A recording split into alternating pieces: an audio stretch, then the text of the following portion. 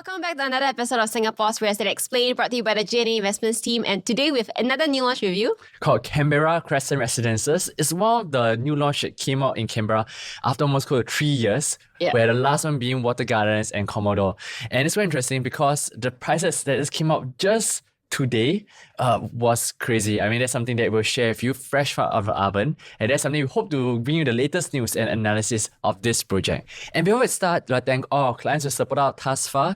For Google review-wise, we hit 184 5-star review, and this is something we are very, very thankful for. And this keeps us going because we know that we're creating value and having a great service for our clients. Yep, and we've also hit 17K for our YouTube channel. So thank you so much for all those of you who've watched our videos and supported us since the very start. And also we serve over 700 investment clients with returns of 19.56%. And this is something that we are very proud of, and we hope to deliver value through our investment consultation. Yep. And without further ado, let's kickstart today's analysis for Canberra Crescent Residences. Yep. So a little bit of background on Canberra's Crescent Residences. It's going to be on quite a big plot of land of about 20,000 square meters. So to give comparison, we just did River Green, right? River Green have about 500 plus units. It's almost half that land. So now you have 300 plus units and you have double that land. 99 years, 376 units. Expected TOP is going to be about end of 2028. And you're going to have 4 blocks of 12 stories. So it's not going to be very, very high because of the plot ratio. Yes. Okay. So in this area, there's a lot of landed enclave. So they actually limit the height of a lot of the, there's a condo over here. We have 1.6 to 1.4 being the usual. The last one came out of Commodore and Water Gardens. Water Gardens only 5-story high. And this plot ratio being 1.6, so you can go up to 12-story. So in this area, besides the landed enclave area, you also have a HDB, BTOs. A lot of them are coming out MOPing soon, heading close to 800K and 900K range. And that's something we'll discuss more later on. Yeah. So looking at the site plan, because of the number of units, the density in this development is going to be very low, meaning less people to share your facilities with. Hopefully, they don't break down as fast. And then you'll see the facilities are actually on one part of the L shape. In terms of facings wise, you'll see most of them are on the north-south facing. So I think the units over here won't be affected by the west end as much. Yes. And they also managed to have a sky garden in between the blocks, okay, with reading corner, spa pool, BBQ pavilion within sky garden. All right. So in terms of views, there are going to be 3 main ones. The first one will be towards the landed side and also the black and white houses. Second one is actually, the second and third one both are towards empty plots, but they're going to be zoned for future education in the future. So you're going to maybe get like a short-term kind of unblocked view, but there is a potential that, after some time, you could be facing construction if that plot actually comes up as a school. And in terms of the land bids, the bidders, there were 3 bidders who actually came in. Yeah, in fact, kudos to the one who got number 1. They barely won by 1.42%. So very close. And you can see the land bid price, it got it quite decently low. About 4 million more. 4 million more, yes. And in fact, if you look at developer Leong, Huat, and Keng, they are quite well known for doing a luxury project. Properties, yeah. Yeah. And interesting, they came to Canberra to buy this plot. You can see they're actually hungry for land to actually redevelop so that they'll be able to capitalize on this development scene. All right. And one thing nowadays, besides building a garden or a park, okay, there are developments like especially Lentor Collection that also have this similar characteristic. They had to do an early child development center to cater for this area. It's quite normal, especially areas with a lot of BTO upgraders to cater for this need of childcare. So going to the break-even pricing, their break-even is about 1,005 plus harmonization is going to be about 1,006. So 10% profit margin, you're going to get about 1,008, 15% also close to about 1,009, and 20% then close to 2,000 per square feet. So I would say this could be the cheapest launch of this year. Yes, with the cheapest land bid they can find. I only say 1,000. You can see later on what they launch at. Yeah. They really have a competitive edge. If they really launch it cheap and really keep it that way, this will be one of the sell projects. Yeah, I think sometimes when they have higher per square feet, they tend to have smaller unit type or unit size to play on quantum. But this one, if they already have quite a good size in terms of their layout. So if they actually do launch at a lower per square feet, I think that their pricing will be very, very attractive. Yes. All right. So location-wise, you can see it actually, I would say further deep in, it's going to Canberra MRT. Okay, you want to walk, it's about 10 minutes. Okay, and it's nearer to the Sembawang Comedy Club and also the upcoming Bukit Canberra, which is a new sports hall by ActiveSG that came out in the area. So it's in between, I would say, Sembawang and Canberra area. Unit mix, you can see they're catering more towards the three beders. The own stay side. The own stay side, which is very smart of them because this is where a lot of HV upgraders are. They want a 3-bedroom, and seeing how the 2-bedder didn't perform as well in like Water Gardens and Commodore, they actually did learn from this mistake and cater 80% more to close to 80% more towards the 3 and 4-bedders. Yep. Okay, in terms of the MCST fee, they ranges from about 330 for the 1-bedder all the way to about 462 for the 4-bedders. And now for the most important part, the guide price. Okay, this is quite crazy. You can see 3-bedder, 2-bedder. Okay, 2-bedder starting at 1.1 million. Yeah. Okay, and 3-bedder starting at 1.53. Wow, that's insane. Yeah, this in fact some of the 2-bedder OCR prices or 2-bedder. Actually, 1.53 sometimes 2-bedder, or you may not get it in today's market also. Yes, in fact, in some Lentor area, 1.7 for some 2-bedders. Crazy. And their 4-bedders are today's 3-bedders, or even you may not be able to even get a good 3-bedder in the OCR area. So this is crazy. But with this, let's analyze to see how we compare to when compared to the resale market. Okay, and one other thing to take note is because this area is a new BTO enclave, they also come up with new homes coming up. Okay, in fact, 8,000 BTO homes, 2,000 private homes, 4,000 new flats, over 14,000 homes in this area. I think when a government actually releases news like this, when they add houses, you don't just add houses, right? You're going to get more amenities, which also includes like your eateries, your shops. And that's good things for the people that are staying around here also. Correct. And this is quite in line with the Woodlands growth zone. They're actually trying to develop a new core center to decentralize Singapore. Okay, so this is really a game changer because I used to stay in Woodlands before, and to travel Woodlands to CBD, you only experience it if you stay there. If you stay there. People who don't stay there will never understand. It takes about 1 hour, 5 minutes, 1 or 10 minutes because I used to fetch my wife from Woodlands all the way to Telok Ayer. For driving, it's really crazy. So by kind of 30 minutes, almost 50% time saved. Yeah, and that really will make a lot of difference, especially people staying in the north. Okay, so I hope this come out as soon as possible. 2027. But you'll be shifting already, so you'll be there. Yes, I'm actually shifted already. So life change. I guess this will add on. Change someone else's life. Change to someone, yeah. Now in Lentor also about 20 plus minutes. This will also maybe speed up to 15 minutes. That will really be very, very useful. Okay, so the next thing I want to look at is actually the master plan changes. If you look in 2014, back then this whole plot isn't residential yet, but if you look at the latest one in 2019 and 2025, then the government has changed the use of this whole plot to residential, which is the area that they are going to add in the new housing. Yeah, so this is very important because if it changes to residential, the upcoming land bids that come in the area potentially set a new benchmark in the area that allows more price hedging in the long term, right? Yeah.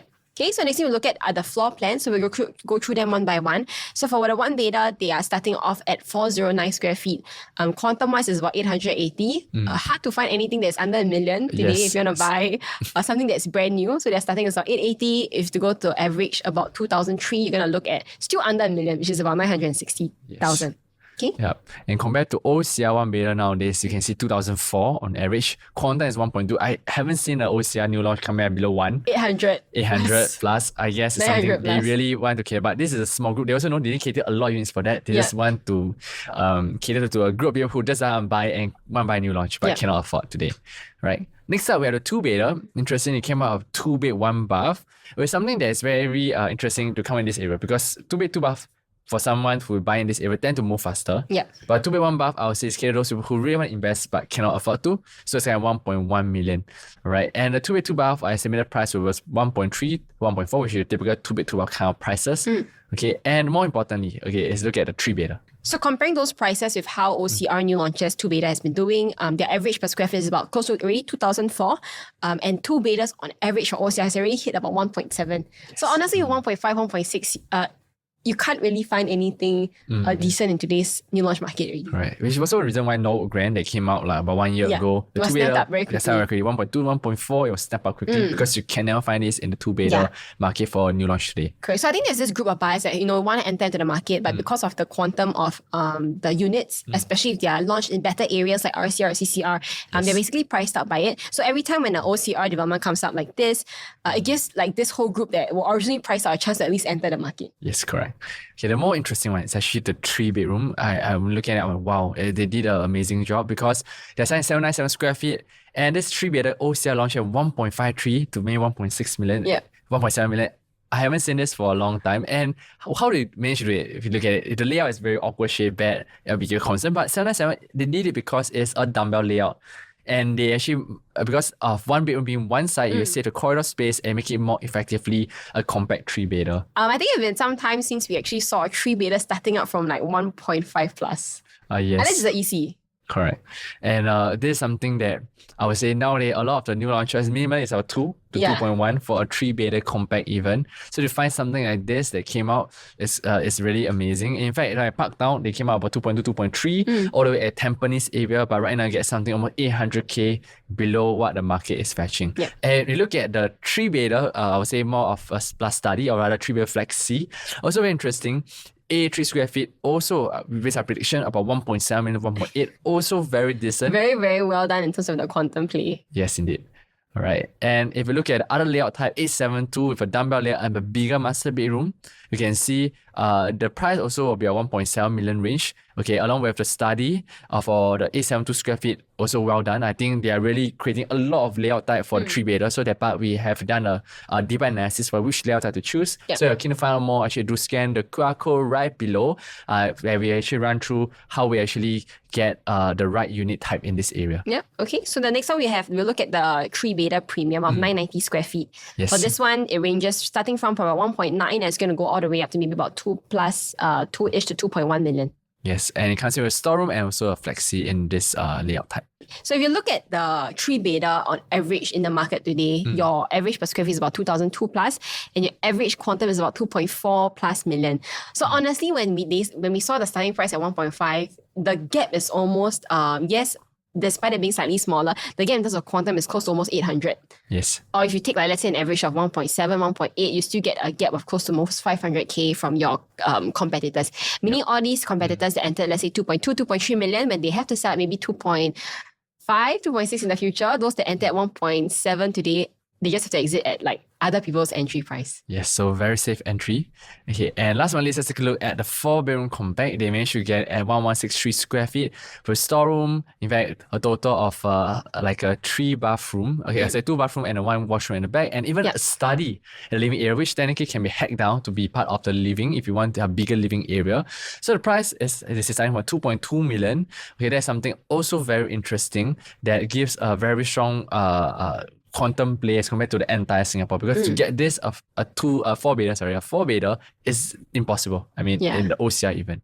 And then when you look at the layout, right, one thing to also note that a lot of the developments today are using PPVC, meaning they are like Lego blocks. They stack, and that also means that there are limitations on what you can do with the layout. But because for Canberra Crescent residences, they're using this thing called APCS, it means that they're very flexible with the layout. So you will see that a lot of the walls can actually be knocked down, the white color parts, right? If you want to move your bedrooms, if you want to open up your living and dining, this can actually be done for this development itself. Bedroom, you might hack two into become one. There's a flexibility. So the developer actually did share with us, how they actually changed like a 4-bedder to even a 5-bedder by cutting out from the living room side and then shifting the wall slightly inside. So it's more flexible in terms of the layout.